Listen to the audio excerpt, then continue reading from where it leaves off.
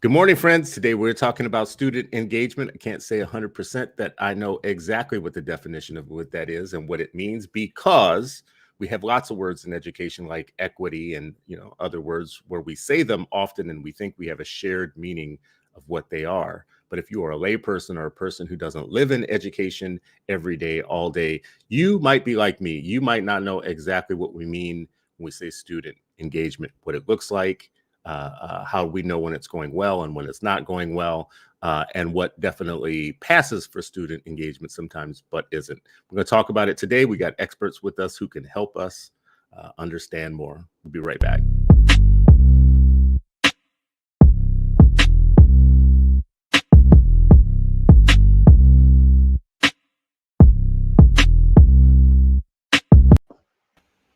Welcome, friends. It is Freedom Friday, and you are still not free, but hopefully you are freer after an hour with us today. We have a very special guest. Sharif is always a special guest, and he's here every Friday, and is special. Yes, I appreciate him like a brother. He's here. But today we have another special guest who's going to outshine everybody. Yeah, Don't yeah. put that pressure on me. I'm Don't not put that pressure on me. I was about to say, I'm not gonna create too much expectation. No pressure, no pressure. But introduce yourself to the audience so that everybody knows what greatness we have here today. Hi, everybody. I am Shayna Terrell. I am Director of Pipeline Programming at the Center for Black Educator Development and also host of Building the Black Educator Pipeline right here on Citizens Ed TV. You all should check it out if you haven't already. I'm sure many of you have, but if you haven't already, you should check out that show. It is rich with information. Every time that you watch it, you will be smarter. See, again, no pressure. No pressure. That's not the Um, pressure. How y'all doing? I just want to do a check-in before we jump into the show. How are you doing mentally, spiritually, physically, financially, culturally, heritage-wise? How's your hair? Just tell me, how's it all working for y'all? My, How's life? my hair's growing pretty well today. Sharif, I Okay. think you picked yours out for the show. Good for you. Proud of you for that. Um, but overall, my spirit is well. My spirit is well. All right. I love it. I love to hear it. How about you, Sharif? Good, doing well, man. Great to be here. Just back in from Baton Rouge with the hands. So always great to hang out with you all, and we're going to be able to connect a couple times this month. But I really also glad to see Sister Shayna or Dean Terrell as I know her Uh-oh. up on the show today. Dean. Doesn't that mean mean person? Isn't that French for mean person? The mean Dean, the mean Dean So on the scene. the crazy part is people would think that it meant somebody mean. I Yes. think in my role back then, I taught somebody a different meaning of what it meant to engage Oh, students good. with love and care, but with accountability and discipline. Well, I want to talk about that today. I want to unpack it, especially for people that don't live in it every day. Like what we mean when we say student engagement, how much of that is on the school, how much of it is on, staff. What does it look like when it's going well and when it's not going well? Before we do, let me say this to our friends and family that are in the comments. If you have questions, drop your questions in the comments and we will try to get to them and answer them. Thank you all for joining us this morning. As always, you make the world go round for us. We are building a bigger conversation nationally, and you are part of that. We are a family and a network, and we have to constantly be talking about 8 million Black children not getting an education in public schools every day. So let's work together. Let's make it happen, fam. Share the show. Share it, like it, put it out to other people. So let's jump in, crew. Freedom Friday crew. When I hear student engagement, let me tell you what happens, and then you guys can help me out. I get a frown on my face because it's like one of those words that afterward, it's like I don't know, in the Bible it talks about how salt loses its taste or something over time. If you overuse a phrase or word like equity or student engagement or high expectations or any of these things over time, it starts to feel like we don't really know what it means, right?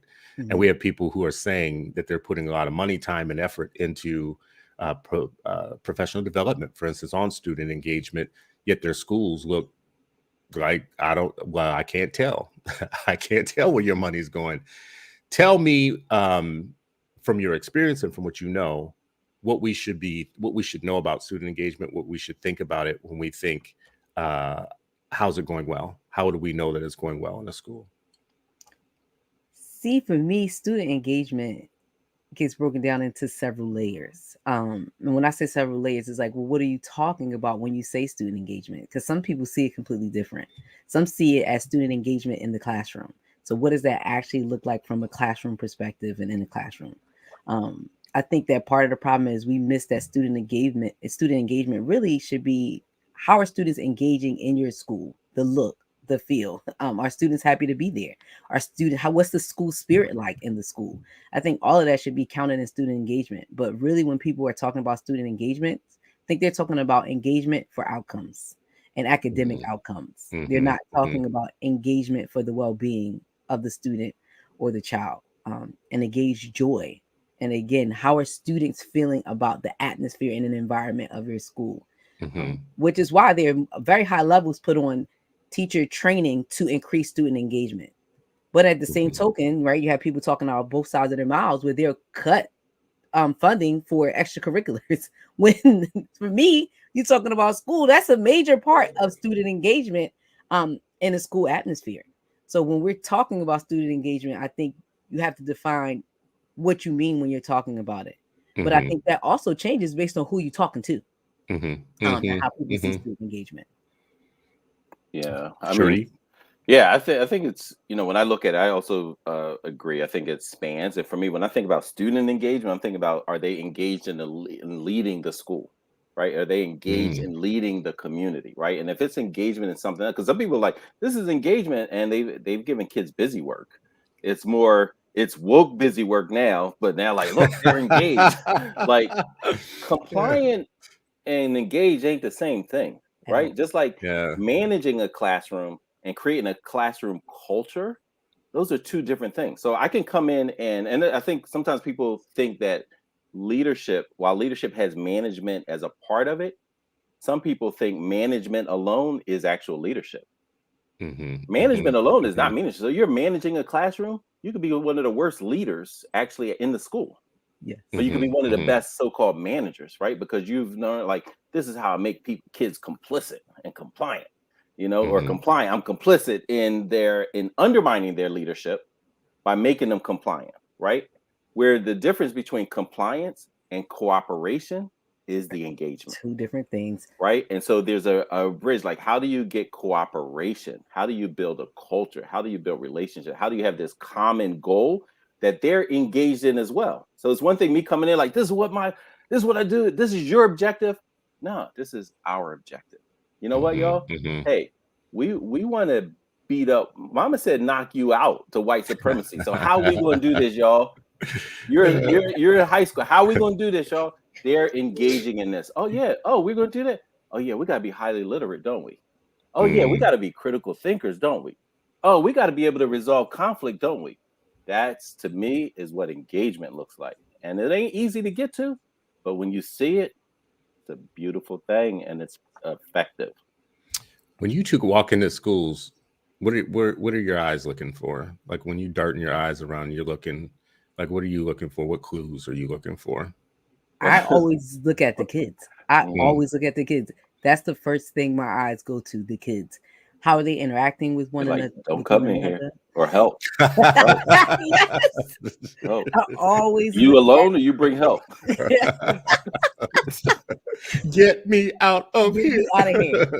Blink twice. Okay, you need me? But definitely some of those. But I always look at the kids when I walk into a school building. And you said how they're interacting with each other. Yeah, definitely how they're interacting with each other, then how they're interacting with staff. I pay very close attention to language being used, and not language to kids. How are staff talking to kids? So kids, I don't care where you are, they're going to be kids, right? Especially if you walk into a space, every age group, adolescent, whoever, down to kindergarten, they all have their ways of being, and their ways of acting. But I pay very close attention to how they're redirected in spaces. How adults are, again, engaging with them. Is it a loving tone? Because sometimes people like, don't yell at kids. But sometimes, yelling, you can hear the love in the yell, right? You can hear the love in the raised voice. Yeah, sometimes. My mom had a raised voice. But there are other times when you can hear like, oh, you don't like these kids. I can feel your vibe. You're raising your voice, but you do not like these kids and you don't like being here. But I pay very close attention to the students. And when I go into buildings, I talk to the kids. Hey, y'all. So tell me the best part of school. Who's your favorite teacher? What things don't you like about being here? So I think that you learn a lot from the school by engaging with the students who are there. When you engage with staff, what do you look for or listen for? Is that, I guess listening is a part of it here too. So you engage with the staff. What are you listening for? Or I really observe. I want to see how you talk and interact with kids. And in the first 10 minutes, I can tell if you love kids, if you're afraid of them, or if you don't like them. I can tell just by the way, again, you speak to them, the way you look at them, directives you give them. When the bell rings, how many kids want to hang around you? At lunchtime, whose classrooms are they in and out of? Who are they running from? Who's walking out your classroom saying, I can't stand him. I can't stand her. You know, those are the things that you look at. And what is the staff's reaction to that? Is it, well, you just mad right now, baby, we'll talk later? Or is it, I don't care, I'm calling the dean? Like, what are your reactions to these children and their reactions to you? So for me, that's what I observed. And I Why think you smiling, Sharif? No, Sharif, he's smiling. I'm just laughing because it's so, especially when she was mimicking a teenager, right? But one of the things I think I look for, it made me think of like, oh, I was thinking about what do I think about, and I'm usually, if I come into a school, I'm looking like, who's the adult, the child or the grown person? That's what I'm looking for. I'm like, who's the adult? Who's the caring, responsible adult, right? And I think all that, the relationships with them. I think for the first thing, I'm also looking for like the eyes of that first adult that I see. First, the kids too, but usually the first person I see is going to be adult, front desk staff. You know, some people have security, whatever. What's their tone for a guest? And if you treat me like shit when I ring your bell or I say good morning, then I already know how you're what your space and vibe is, as Terrell said, right? Like if I, as a stranger, come into your building, and it's like you don't know if I'm a parent, you don't know if I'm a uncle, you don't know if I'm coming to pick up a child, deliver bad news, or drop off a book. Like you just don't know. And sometimes the energy is like you're unwelcome, right? And so, and not that guests should be treated better than the people who are in there, but it gives me a window into what your whole aura is. As Terrell said, do you love being here? Like, and you can get that, right? And part of loving being there, it ain't that's why you have to have children in the equation. Because some places, adults love being there and the kids are miserable. Kids ain't learning. But all the adults like, yeah, we a team. Like, wait a minute, your team is devoid of children? Like your team doesn't include engaged youth, then you ain't got no team. You got a gang of adults that are saying this is about us and not the children. You definitely have some schools too where some kids are getting the Cadillac treatment, and in the same building you have other kids that are getting the Pinto treatment, and you're like, well, wait a second, I can't, I and can't. It ain't always the kids that you think too. It's not always the kids that you think. So a lot of times it is, depending on what type of school. Like if you're talking about mixed schools or so-called integrated schools. No. I actually meant on a different angle. Yeah, so sometimes the Pinto treatment is the kid who people are struggling the most with building relationship. And so then it's like, and then a kid who's actually behaving, they're just like, yo, that child does and there's a fine line, right? Because there's differentiated engagement and support and things like that. And then I remember when I was in high school, I mean, the cats that did nothing as tearing up, they were, oh yeah, how's everything? Da, da, da. They walk in and out of school, nobody saying anything. Right. Let one of the honor roll kids or somebody, or a kid that was just in the middle, because the scariest part for a lot of schools is the kid that's in the middle, the quiet kid or whatever, that's off everybody's radar, right? And they get ignored unless they, they look like things are askew. Then it's all this pressure and there's something. And then you have the kids who are super, the super athlete or the talented or the popular or the one with the most engaged family that you're like, yo, don't do nothing of that. Like that, they're going to come, right? So it's all these different things. And so how do you make sure that every child feels whole? Every child feels engaged, is an issue. I think if you are, go ahead. I'm sorry. I was going to say, I think people struggle with balancing expectations when you talk about student engagement. I think there's a lot of go-to when people don't know how to build relationships with students or how to appropriately hold students accountable, they automatically go to that Cadillac treatment of, I'm going to give you whatever you want. And then that's going to increase engagement when that's super detrimental to a child. So if you know anything about child psychology and, and what you need to do for children, you don't give in.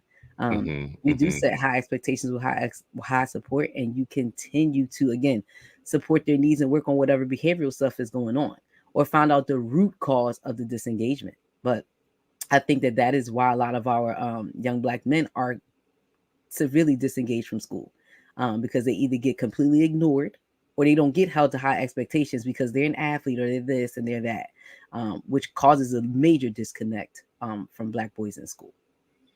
So if you are just joining us on the show, this is a crossover edition of Freedom Friday, crossover with Freedom Friday and Black Educator Pipeline in the house. So this should be doubly powerful. This is like double black coffee with no sugar and no saccharin.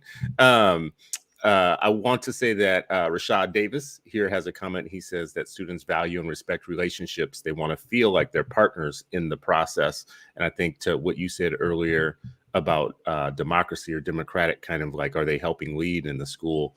I love that as a concept, as an idea. Sometimes the most disengaged or the most so-called bad or troubled or whatever kid, whatever label you want to put on them that denotes your failure with them, sometimes that kid is actually like one of the biggest peer leaders within the school. And if you only respected that and gave them some ability to lead, they would shine, and it would be a peer-to-peer leadership, and you wouldn't have to do as much work. William Conrad, Dr. William Conrad says, what are examples of lessons that you have used that were highly effective in terms of engagement? And I think William Conrad is approaching that from, again, a classroom. Like an academic part? Yeah. Yeah. Okay. Yeah. I can tell you lessons I've learned from engaging students just in the school building as a whole. And part of that was, enlisting them as partners in what kind of school that they wanted to have. My number one thing, always walking into a school and trying to engage children, I start at the point of joy. And I had gotten a lot of flack for that back in the days, but people saw that it worked. You start from a place of joy, and you start from a place of understanding youth culture. And that doesn't mean that you give into everything that they're doing. Some stuff is for the youth and some stuff is not for us. Some stuff is not for school, right? So you're never going to catch me walking through the halls playing music with all types of curse words and obscene stuff in it. Thank you. To me, it's inappropriate and it doesn't have a place in school. They can do that outside of school with their friends, but there's no place for that in school. But that doesn't mean that you might maybe take some of the beats that they listen to or find some appropriate music to engage and get excited with them about, or what kind of things are kids doing? What do they like to do in now's day and age? Like, I just remember so many different events we had going on at school, but you allow kids to be a part of a planning committee. And Sharif is laughing because he used to be the like, I'm not dancing. Why not, brother? Come on out here and do the snake for these kids, okay? On dance, on smart. Let's go. We got work to do. This is a revolution. Y'all dancing. Get off that. Get off that stage and get revolutionaries got to have a good time too, okay? They don't care. But that also goes into allowing children to see that how do I explain this better? We don't have to draw this line of you're the student, I'm the teacher. Like, there's the respect level that's already there because you're an adult, especially if you're teaching and leading kids in the right way. But they also need to see us as humans. They need to see us as humans and people as a part of a community. I'm not your dictator. I'm not your authoritarian. Like, I'm not that to you. We are a part of a community. I will set expectations. I will set boundaries. Like, that's my job to do that. And I'm loving you in that. But at the same time, we are a community and we should be a community of love. So for me, I generally start there in working with young people from a place of joy and laughter. Because to me, then it's an easier inroad when I have to lay down the law to kids.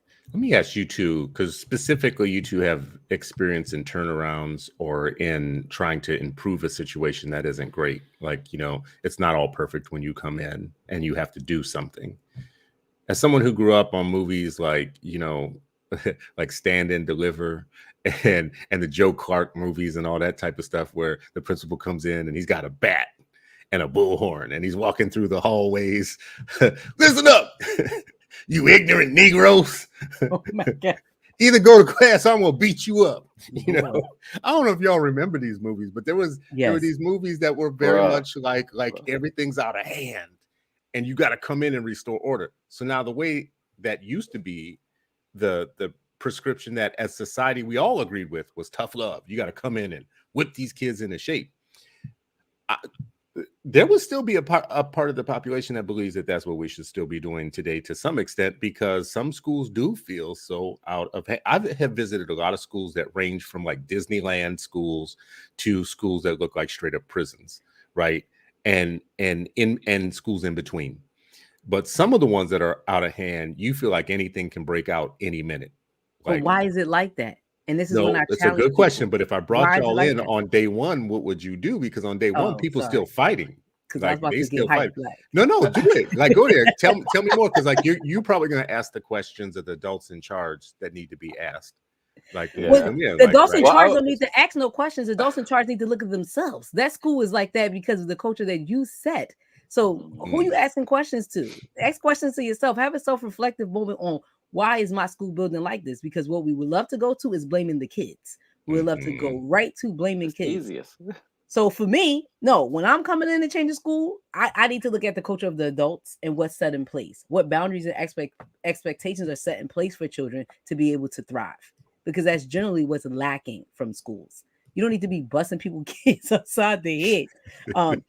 And there are some gems, right? So like one of my favorite movies is Lean on Me, right? Yeah, Joe Clark was in there acting crazy and doing all that, but what he did do was set expectations for children where there were none. I don't know that gets to the middle or toward the end of the movie where he starts like showing them some love, you know. You want to be on crack? I'm gonna throw you off the roof. That's right. That's extreme. Like, that what? was extreme. He had to give my man Sam's an extreme example. But what he was telling them was like, "You're throwing your life away, son. Come with me." But drama for the Hollywood. I mean, but yeah, this is definitely for me, dramatic. definitely would be looking at when I'm walking into a building, what are the expectations and boundaries set for students to be able to thrive? Like what is happening in this space, and do they have the resources necessary to be able to thrive? And that's just not children, the adults in the building. Do they have the resources necessary to be able to make this school into a Disney? They don't. Yeah, I mean, I would say resources and systems, right? Because I think one of the big challenges is there's so many systems that are actually opposite of optimal, right? Like they don't help support a school. They actually undermine everybody's effort. There's no systems in place to just address challenges, mitigate, accelerate achievement. And it just makes me think, like I've only been a principal in those like turnaround efforts. And my first principalship, I was the third, and I've shared this before. I was the third principal in 6 months. Right, somebody retired in June. New principal came on, retired in December. Well, he was retiring in January, and I came on over the winter break, where I decided to accept. But I did a visit, just to see, like, all right, would I be interested in coming to the school?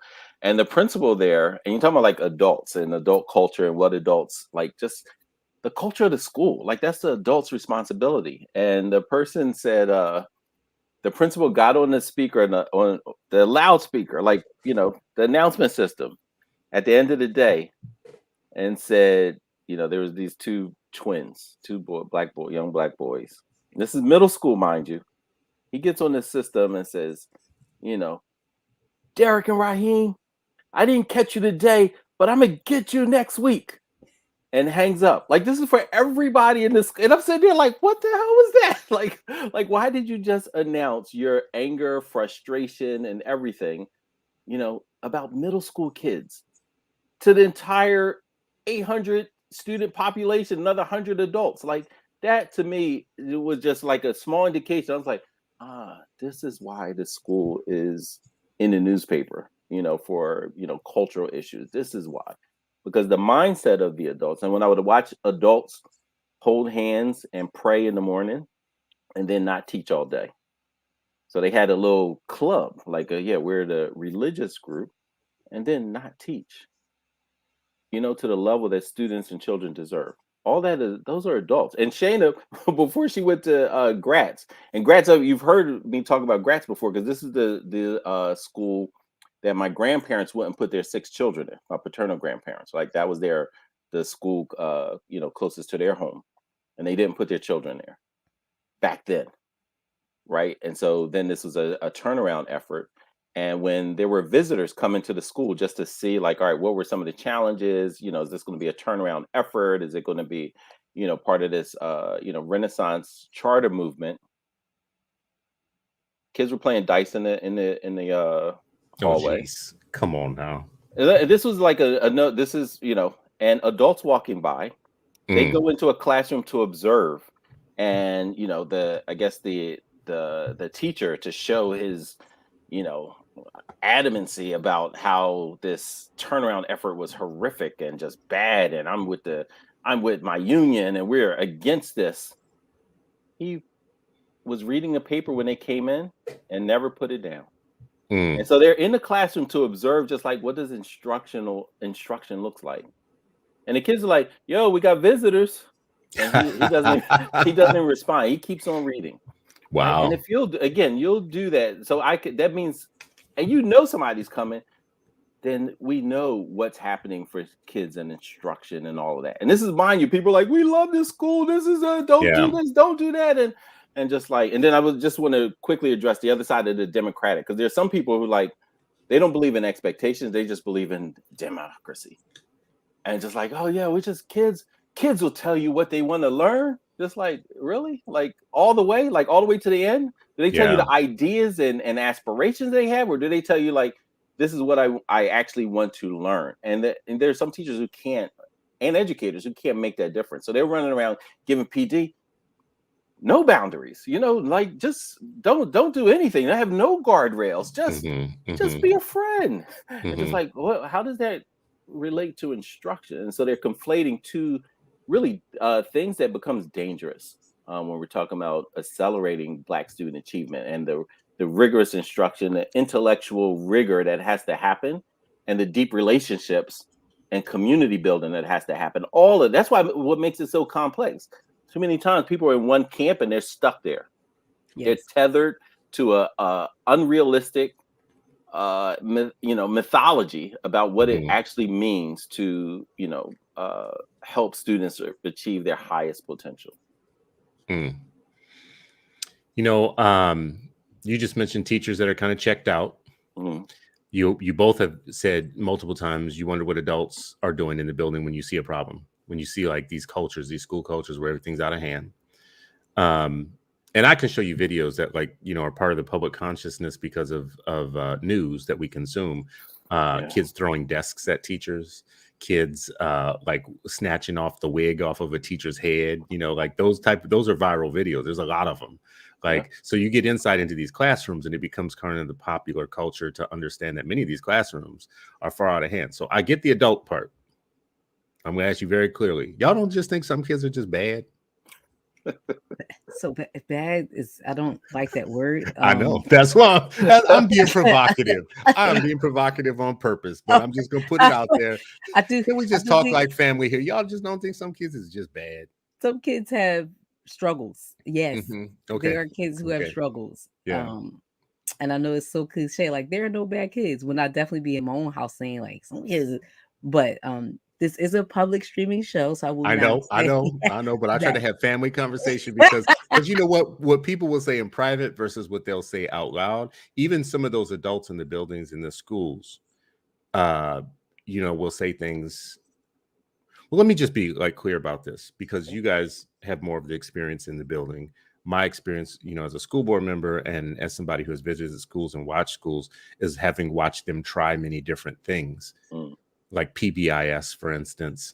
And when they first get into PBIS, they feel like it's going to be the salvation of everything. Like, silver bullet. We're always running for that silver bullet. Yeah. Like, so if we could just get all the adults on the same page and make sure that, that expectations are consistent from classroom to classroom to classroom, and then throughout the general school, and make sure that all the adults in the building are on the same page and equally trained and supported, and that they're using common data and blah, blah, blah, right? All the talk. So once we do all of that, then the school will be good.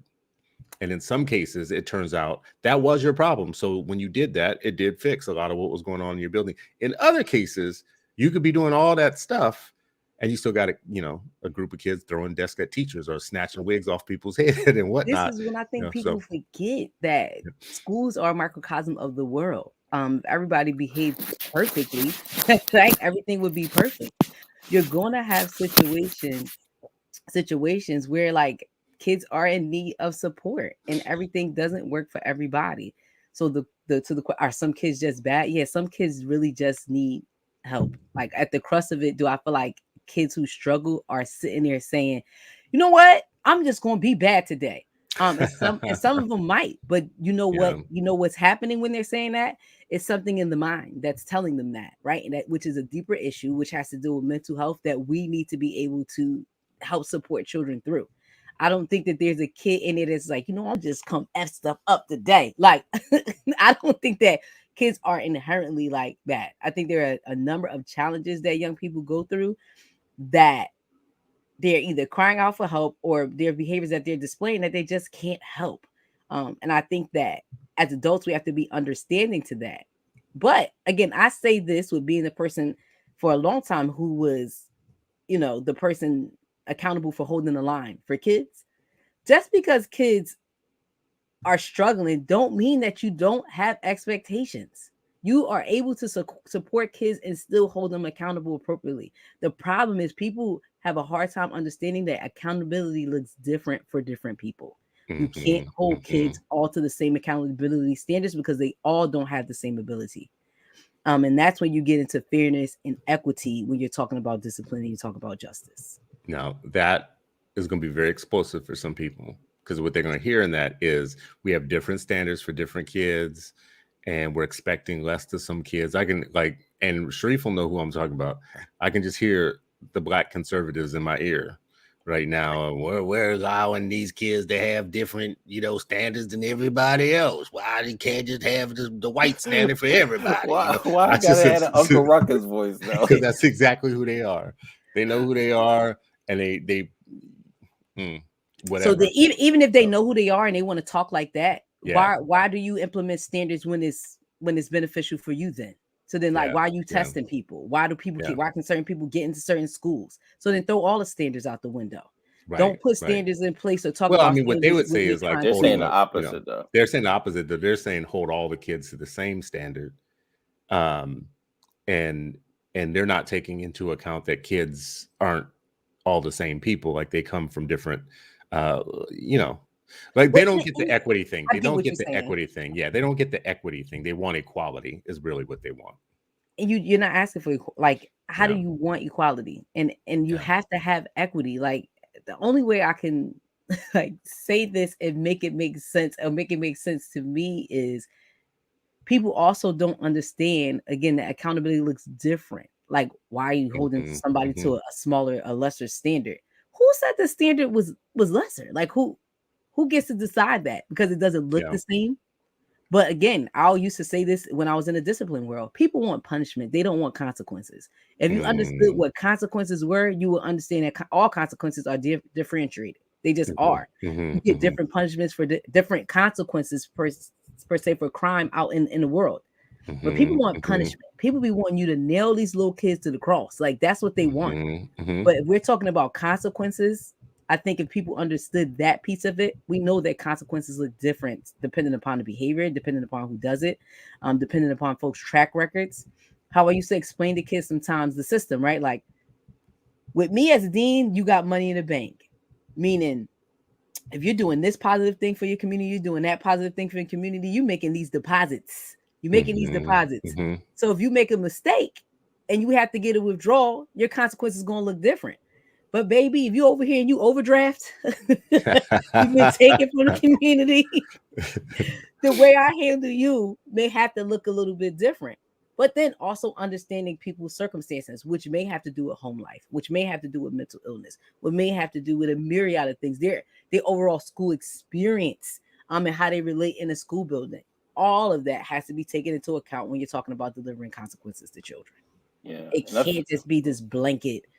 one size fits all approach. Yeah, Mhm. and I think in the standard that we have to put is that the community is going to be safe, right? Intellectually, culturally, emotionally, and physically, like all of that is the standard.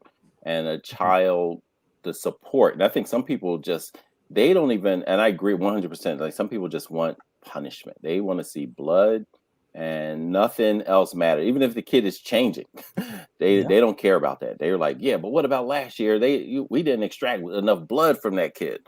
And so I think what supports look like. Some people just are uncomfortable with the equity conversation, as you said, like, oh, this child, because of whatever, is getting more support, and the support may look like this. And you know what? We're going to keep coming back to the drawing board. Like there were some students, like we kept coming, and I think this is the mindset issue. There were times when kids were struggling, and we kept coming back to the drawing board to say, all right, our plan was not working. How do we fix it? It wasn't just like, all right, just give them more punishment. All right, add more punishment. It was like we were saying, like, hey, you know what? We as adults are doing something wrong, and as a team, right? And I remember there were many students who we'd bring in Reverend Dr. Damon Jones because he was their reverend. They were in their congregation. The family was like, we're like, hey, who else in the community loves this child and can help us figure out how to support them better?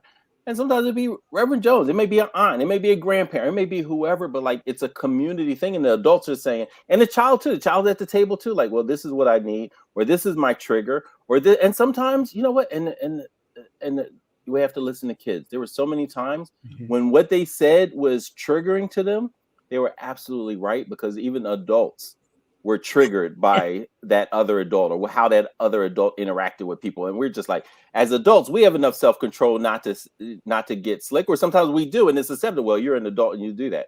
They're still human beings, right? And so just to expect a child to be triggered all the time and just suck it up and don't say anything. Like, I think that goes back to like what Hillary Beard talks about a lot. Like, what's how do you authoritarian versus authoritative? Yep. And it's a very different thing, and we have to be honest. Like sometimes adults are okay with it because that's how they also operate at home. Yes. And to translate that, listen, families, I love y'all, but I can tell you how many times a parent, and I never acted on it, and most of them were joking, but there were some who were actually serious, like, yo, if he act up, just pop him. Just like mom, grandma, dad, like that. Like, come on. Well, we actually need to solve this. But for some, it was like there was no space or margin for planning and replanning. They're just like, listen, I don't have time for that. The most efficient, effective way is just pop them. And so if they do that, just pop them. And so that pop, whether physical or mental, emotional popping. Yep. Yeah, like that is, I think, the so-called rod that is used too often. And so even and let's keep in mind, 19 states do say, yeah, we can whack you. And even when families heard about, there were some places around the country where you guys wrote about this at Brightbeam, or some of the writers, right? Like 19 states there, you can beat kids in school. And there were I think it's down to 11 now. Okay, great. And then 11 states you still can legally, do it. So places where they wanted to end that, some families like, no, like there were Black and brown parents, even though most of the staff were white. And I'm just like, I'm still trying to wrap my head about, some white man spanking a Black girl. Like, I'm just like, oh, like it just gives me all kind of stuff. But there were families who were saying, like, no, like that's we want a school that institutes this. But then when they were showing the data, and like, mom, dad, like, it's just like policing outside. The first cops that kids actually interact with are educators. That's the first cops they interact with. They're showing the data, and it's the same trend. It's only these Black boys and girls that's getting beat. It's only these Black and brown. Same incidents. Incidents are the same number with them and the white kids. It's only your child getting beat. Then parents like, wait a minute, I thought this was being distributed equally. And they're like, nah, it's pretty inequitable. They're definitely not beating white kids. Not like they should. So like listen. What do you mean like they should? Oh, I'm sorry. Did I say that out loud? Like, no. So here's my situation. Earlier I asked jokingly, do y'all think they're bad kids? Right. So and Shayna, you said that schools are a microcosm of society, which means in society we have some troubled people at all different levels, of all backgrounds, of all races. So this entire conversation that we just had, I can almost guarantee that people listening to this conversation thought that we were talking exclusively about Black schools, Black people, Black children, children of color, children in poverty or whatnot. And no one listening to the discussion up until this point, 40 minutes in, no one in their mind was envisioning white suburban schools or white schools or schools with mostly white children or whatnot, or white rural children, right? Yeah, I can guarantee you that anybody person in the White House, so of course they. But I can guarantee you though that nobody was listening to this conversation as they were doing mental pictures and doing mental pictures on white schools. But this is why I think it's important to put that up. Yep. First of all, y'all got to stop acting like middle-class white people and college-educated white people and white suburban people don't have bulimia and depression and alcoholism and domestic abuse and child abuse and child neglect and suicide and depression and bullying and mean girl syndrome online. I could keep going down the list. Y'all got to stop pretending that everything that we're talking about is a problem with us and with, or that they're not disrespectful and defiant.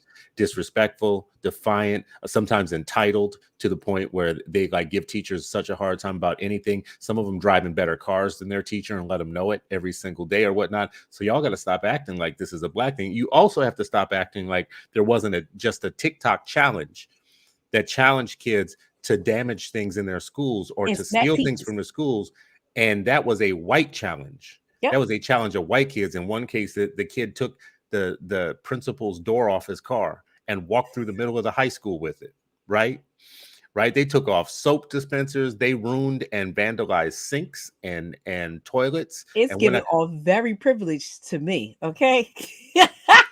And you see the video of it, and they did it on video. That's my point too. Is they did it on video. They were so entitled they did on video. The video too, and right, like it's actually okay, like and so how where's it? So I think people are so.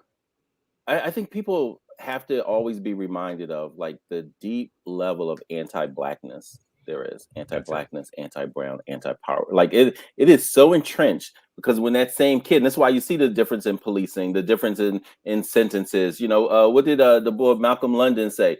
The darker the skin, the darker the sentence. Same issue, right? And so for you to be able to ransack, listen, what was that? When I first got back from Iran, the popular movie were about white kids acting up. One was I think Breakfast Club or something. Breakfast something. They all had detention. They had detention, and the other one was Ferris Bueller, and everybody was loving that.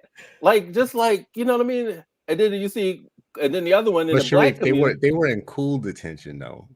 They was in cool detention, like one was the jock, one was a jock, one was like the weird kid, one was like the younger kid who wanted to be cool. It's one part was of the stylish narrative, girl. right? Yeah, it was cool detention. It wasn't like now go back and watch the movies like To Sir with Love or Cooley High, like Cooley High. We were just talking about. Yeah. I'm gonna watch that again this weekend. I've not seen that since the 80s. But there's a narrative, right? And you even see it in pop culture. This bad kid, they just need to be understood. This bad kid needs to be punished. One is darker than the other. One has melanin, one doesn't, and that continues throughout. I've been fighting this comparison because I have experience with white schools. Having one right now. And this is why at the beginning of this conversation, I pointed out it's the adults and I look for how the adults treat the children. Because I can go to something super simplistic, right? So part of my job when I was in discipline was to enforce uniforms, right? So enforce basically and police how Black children are coming into school. And again, how that adds up to their intellectual engagement, I don't know. But I'm having experience with a white school right now where the young ladies are wearing skirts. I mean, cheeks out in the back, right? It's just to me completely inappropriate. Nobody cares about how these young ladies are coming dressed in school, the size of their skirts, nothing. But I think that deserves a whooping. No, I'm just kidding. I'm just joking. It's the color of their skin that allows this to not even be a factor. Something that we're not even going to discuss, talk about, police, and there's a dress code that's on the books. Well, and just think about The But anti-black not saying it mindset, has to. the anti-black mindset will look at it, would not overly sexualize them for doing that either, or make it about them or their culture or That's their what I think background or their about lack, or they're just all the time. If right. we were a group Yeah, of black girls walking down the street with those size skirts on, the that's right. things that would be said about those young ladies. That's right. And It their was so, parents. yes. Their culture, their parents, their culture, their How background, dare they? everything. How dare they? Right? Yeah, Like, That's how everything. black people are. That's how they, you know what I mean? It's like all ascribed to that 12-year-old child. The Yeah. 12-year-old child has to carry the weight of an entire, right? Like, can we talk about as adults? Like, hey, we're not monolithic, don't ascribe, like, that's not the responsibility. But in schools, that is exactly what happens. And that, just think about that responsibility and what that, when we talk about like black folks dying early, is because of these things, the racial stress. That if you just think about like what you know, a lot of times we're talking about like adults and the workplace and we're in this and that and how challenging it is to be black in America. And then periodically we'll tell a story about a kid in school. What I want us to reframe it is that racial stress is felt by 3 and 4-year-olds. They don't have the words to articulate it, but they have the experiences that are consistent, right? There is a pattern, right? And so when people are like, we don't need to talk about CRT, we don't need to do this, or we don't need to, or the, you know, the as you described, you know, the black conservative who's saying like, oh, just do this. They can't, they, for some reason, they want to ignore all the patterns, all the trends, any other time they want to talk about data. yep. Any other time they want to talk about data until you say, well, let's look at how this data They never want to talk impacts. about data. They Yeah. want to talk about selective data. Exactly. Yes. They want to talk about data around like, oh, single mothers, culture, blah, blah, blah. It's just, this is, and they want to build a data case for why you deserve what you're getting. They don't want to build a data case for how you got to where you are. Mhm. Right. So what we need to continuously do is help them out, because they God touched them in a way to where only half their brain works, and it's the half that hates black people, right? So if God touched you in a way where only half your brain works and it's the half that hates black people, it's incumbent on black people to help bring you home and take the raisins out your potato salad, right? Like let me remove the raisins from your potato salad because you obviously stupid, and you don't understand your own people. Because we got to start calling things what they are. Like, just label things what they are. We'll save ourselves a lot of time if we stop trying to talk fancy around all these things. You have stupid about the people you're talking about and you got to stop doing that, because it's hurting. When adults have the wrong attitudes about our young people, it actually creates generational damage, because now you have done something to that young person that's going to carry on with them after you. After you, they sure will. So if you stupid, it's not you, boo. You need to get out the building. You need to stop doing what you're doing, because you're not messing up today. You're messing up tomorrow by doing that constantly. But I do want to keep going back to this point about bad kids, because Bring it. I mean, but Come on. no, go ahead and make your point, because I do want to. I don't really have a point to it, really, except to keep asking. I know in the psychology of an educator listening to this conversation, I know what their responses have often been when this comes up, which is they'll say certain things verbally, but in their mind, they're thinking, y'all just don't get it. Y'all can say all this stuff if you want to, but you need to come to my school. This is what I've heard a lot from people. You need to come to my school and see our situation. We love our babies. We're doing everything we can for them. We are like, we are like reading on the weekend about how we can be better. And we're doing everything. We did all the things. We saw Bettina Love 5 times, and our kids are still bad. Right. They still tearing up the building. But right. That's it. But we went to Bettina Love 5 times. We did everything. We did the PD. We did and we care and we love these kids. So in their mind, they're kind of thinking like, you guys are unrealistic. Like, you guys just don't get it. We did all the stuff. I mean, that's the thing, but they're not actually listening to Bettina, right? Like, so their cups are. It's like people come into a buffet and there's all this information, and they bring in their plate. Their plate is already full of their own thoughts and ideas. Oh, okay. It's already full, and so somebody adding something, it's not really sticking. It's falling off. If you can come from anywhere and then say, yeah, but the kids are still bad. And here's the issue. And I agree with how Terrell described it, right? Like, there are some students who struggle with certain things more than others. Absolute 100%. The challenge is that a lot of people mindsets, that struggling child is actually because of the melanin in their skin and the communities that they come from, which means they can ascribe that to all of them. So instead of saying, oh yeah, we have to provide additional support for 1 to 4% of our children, 1 to 5% of our students, 1 to 10% of our students, instead of saying like, yeah, this is how we're going to add support, their mindset is so constricted. It's like Black kids are bad. Exactly. Poor kids are bad. Exactly. That starts getting a scratch, and you see it over and over and over again, That was right? my Where you have next all of point. these stories. You look at all of it, and we've talked about this on several shows. This whole Black at mainline speaks, you know, Black at this university, Black, like that is ascribed. It's the Black pathology mindset that is so constricted, and your mouth says, no, I love all kids, and I went to Bettina Love, and I went to this PD, and I came to the Centers PD, but yet internally it's still those, not like, oh, how do I change? And I shared this story at one of the talks I gave. If a kid can recognize, if you go into all these workshops, all these book clubs, all this stuff, and kids can't notice, your Black colleagues can't notice that you've gone through all of this, except what your mouth says, this is where I went, this is what I read, and they see nothing about your actions, they see nothing about your relationship building, they see nothing about how you unit plan. Show me you listen to Bettina Love in your unit map and your lesson plan. Show it. That's where I want to see it. Well, I you know, and Shayna, I'll bring you in, but I just want to say this much. I actually think this is the problem with the Bettina Love type of educational situation, like in terms of training, and I think educators have a history of finding talisman for every era of time. You and I have talked about Ruby Payne before. Ruby Payne was a juggernaut. I think she made something like, you know, hundreds of millions of dollars selling PD to school districts, teaching them how to talk to Black children. But what she didn't do was show them. And that's the difference. Like, if Bettina Love is capable of teaching a classroom or running a school where Black children are treated the right way, and, you know, whatever, it would be good for people to see it, but not to have like seminars or to have things where people are talking to you about what you can do, but they're not showing you. There is a big difference between people getting in buses and going to schools that are run well and seeing it firsthand, and maybe even engaging in it in some ways that they can remember, muscle memory or whatnot. That is a style of learning.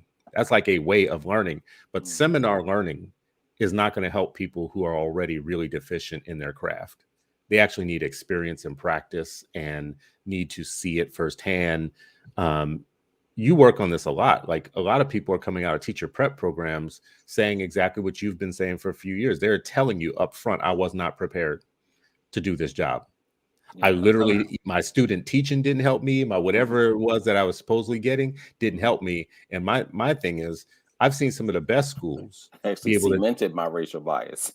Well, Teacher prep yeah, like that's cements my your point. racial Is you've bias. created new racists by throwing them out there and there. But I have seen schools, and I can point them out. I should, you know, I'll put it this way: I've seen schools where the majority of the staff are veterans and are knowing what they're doing and whatnot. And they get a new teacher in, and that teacher is not given full reign right away. That teacher becomes better over time from being within the system, because they don't expect people are getting trained. They have their own system of training internally. Like, some principals are smart Twitter enough to would say know. that's terrible. Just let every teacher have full autonomy over these Black kids. Like, that's what the Twitter folks say, you know. And some principals will tell you, not if you want to run a good school. A principal is like, I need to set a coherent educational philosophy.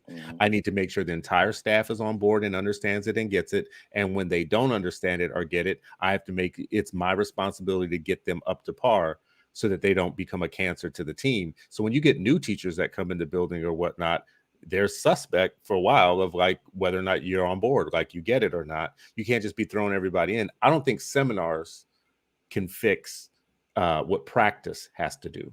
Like, practice has to do some things. Like, you have to practice some of these things over time, because we have whole industries of teachers going to weekend seminars or book clubs or reading books or doing certain trainings or whatnot, and it just doesn't feel like it sticks. I think because there's a focus on the wrong things. And I think that some people who go to seminars, who go to conferences, I think that they are, taking in things. And I think they are trying their best to be the Bettina Loves of education. I think the real problem is that we start at a deficit when it comes to student engagement. That's where people start, and sometimes that's where they stay. And for me, that's extremely problematic. So even when you're talking about from student engagement to the classroom to how you're engaging with students in your entire school, generally, if you look at schools, the percentage of kids that people quote unquote think are bad are a very small percentage of the student population.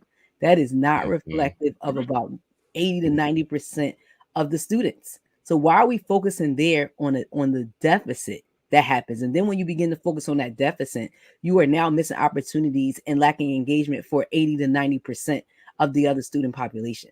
So for me, that is what becomes problematic. So you're going to these weekend conferences to learn how to engage your class as a whole or the student population as a whole, or you're going to continue to focus on that 5 to 10% of students who are in need of extra support and that you can engage. So to me, that is what becomes problematic and repetitive.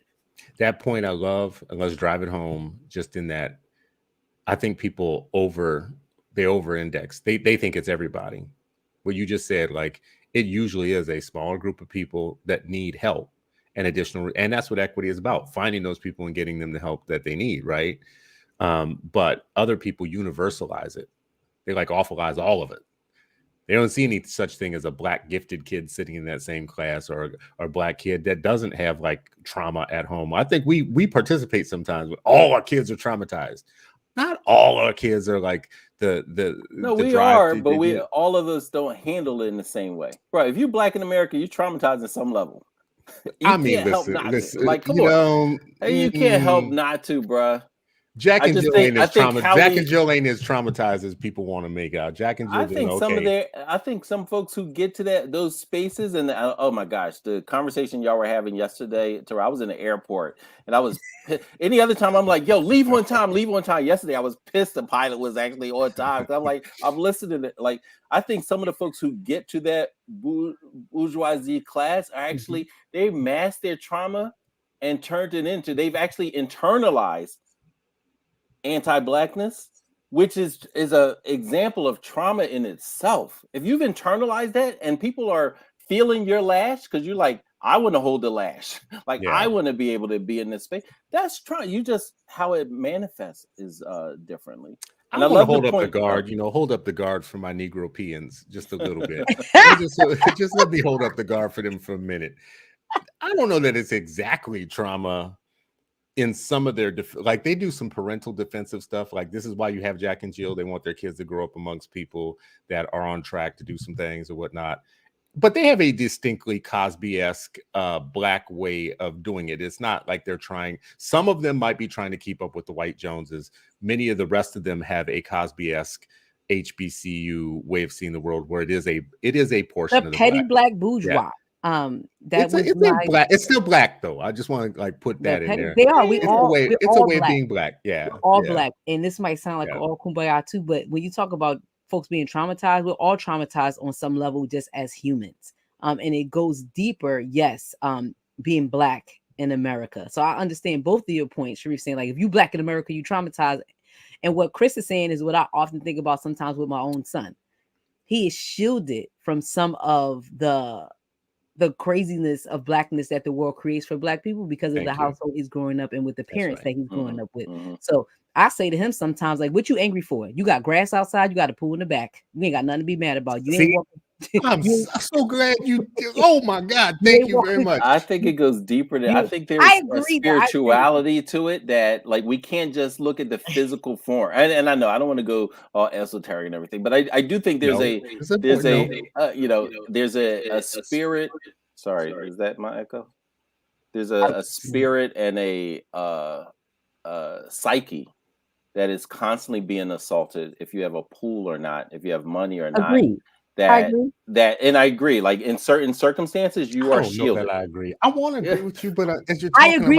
I'll say this: some of our kids have affluenza. Some of our kids really do have affluenza. Agreed, 100%. I agree, but being a parent of I don't know if we got affluenza because I stay close to the hood. I'm in the street ready every day. Yeah. But saying that, I think that he does experience a different as a young Black man. he still experiences a different level of trauma.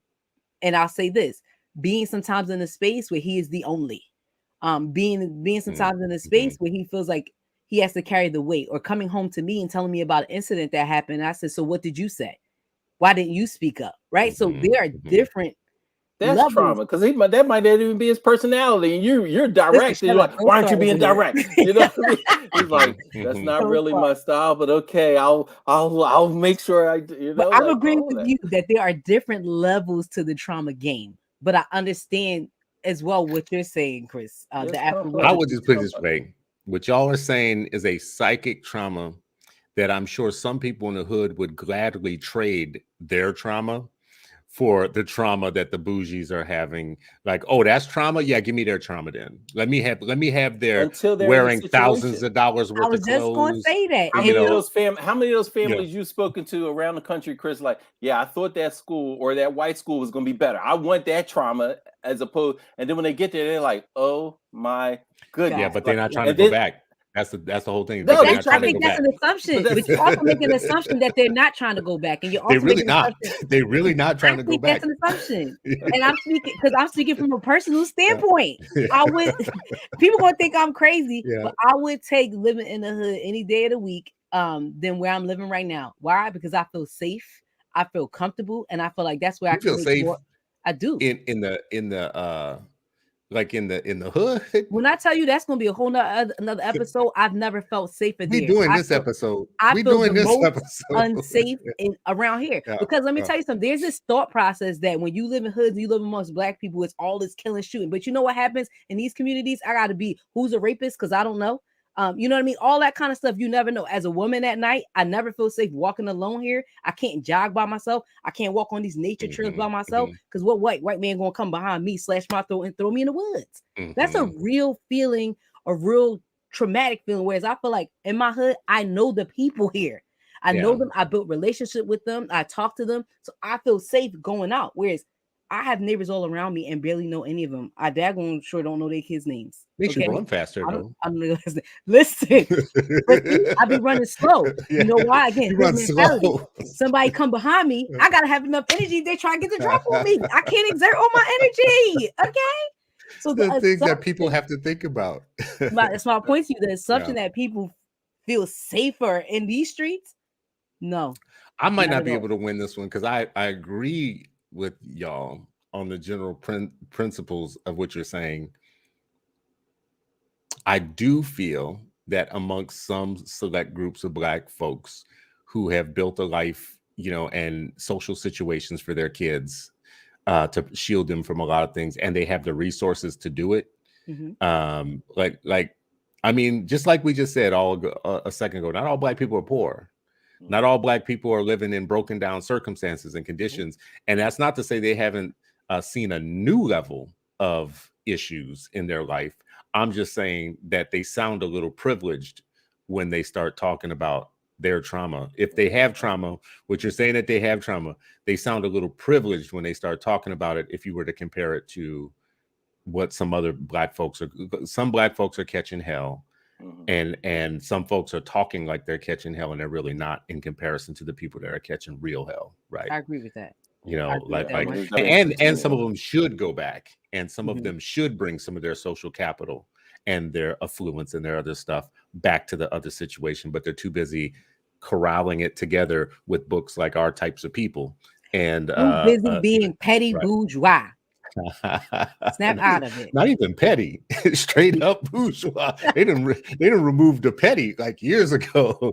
They straight up bourgeois. So anyways, listen, at the end of our conversation, I would like to ask you, I did have this as a question I wanted to ask y'all earlier, and I feel bad about it at the end, but is there anything that you would think in terms of student engagement and how we engage with our young people and support them that is outside of the school? Because some of us are parents, listening to these conversations. Some of us are community members. We're part of organizations outside of schools, and we don't always have a clear signal of, no, but y'all should be doing something too. Like what should we be doing on the outside when we think about supporting student engagement?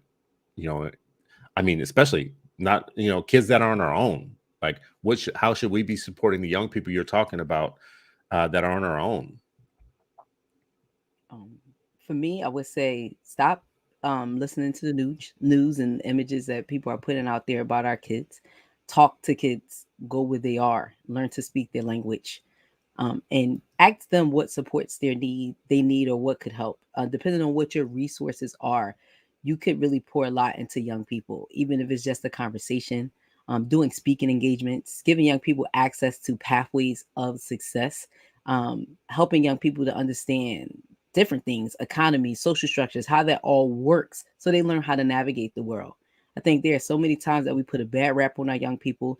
There are tons of images that tell you that our young people are bad, they're horrible, and there's no hope for the future. Well, there's no hope for the youth, which then would in turn, like my man Tupac says, then that means no hope for the future. We can't look at our young people in that way. But we spoke to this yesterday on our show, Dr. Carnell. You need to go to where young people are, but you need to learn to speak their language and talk to them and see what resources you have that may be able to support young people. That would be my advice if you're outside of a school or a social structure. Thank you for that. I appreciate it. Yeah, I Sharif. second that. I think, I think the engagement with the youth and really, and listening, talking to them, but also sometimes we want to talk to kids and it turns into a soapbox and we end up just lecturing kids. And, when I was a teacher and when I read how few minutes a child is actually listened to during the course of a day by an adult, it was staggering. Like I've never forgotten. It was like one of those just jarring moments when I thought about like how few minutes a day that a child is actually listened to by an adult, not being spoken to, not being given a directive, not being, like actually just listened to. And I think asking students, when do you feel listened to and heard? Where do you feel loved? And where do you feel challenged? Not challenged in a negative way, but challenged like, whoa, I had to work hard to do that. Or like the expectation is high and the love is high. Like asking the child, where do you feel that the most? And then use that as the paradigm to look for other spaces to create those type of spaces more and more and more, where that becomes, everybody talking about what to normalize that.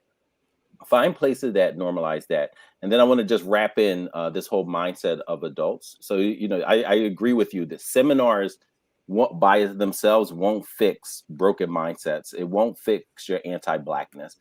Seminars are supposed to be just a prick of consciousness for you to start the work. And too many people go to seminars and think that's the end of the work. Like that is the summation of me being just racially and educationally. I went there, or I have this book, or this is what my library or my listening tour. While some people are on speaking tours, some people are on listening tours.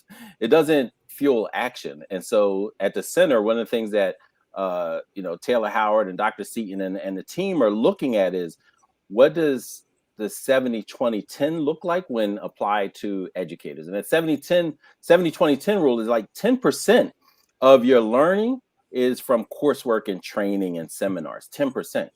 70% is actually from the challenging assignments and experiences. So the work that you're doing and getting feedback.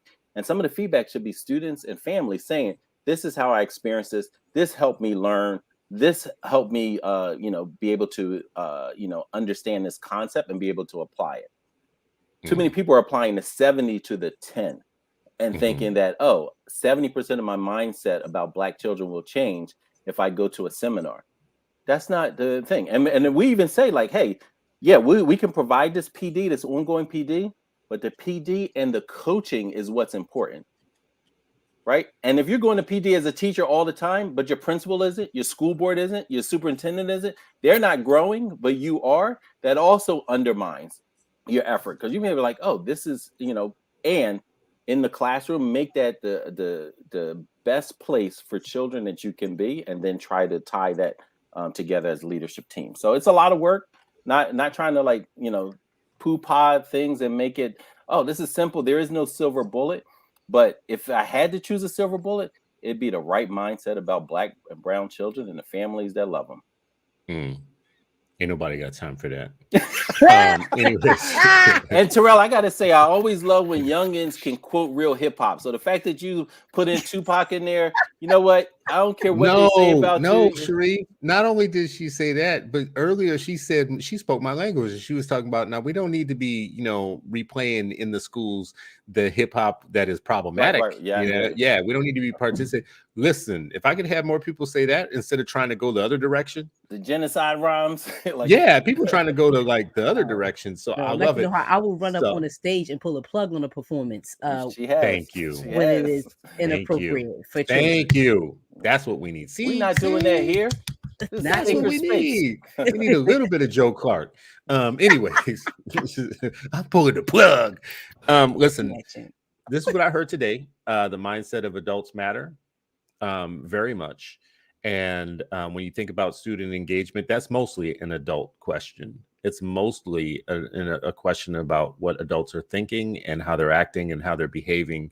I heard some of your red flags that you look for when you go into schools, how students engage with each other, how they're talking to each other, what the language sounds like, even if there are raised voices, is there love in the raised voices? Is there joy in the atmosphere? So these are all things that I think that people should get more and more specific about. Rather than saying student engagement, they should start saying these things, like these are things that we're looking for in our schools and with our young people. The seminar thing, I do want to stick with the point that, as a school board member, where we used to have to sign contracts for people that would come into the district that were going to fix our problems and fix our schools and help get our teachers the right mindsets or whatnot. If those teachers did not have an opportunity to practice things, we would be signing those contracts every year, and someone would come in and give them a different spiel. And, they'd be having courageous conversations and angry, hostile meetings and all kinds of different things happening at different times.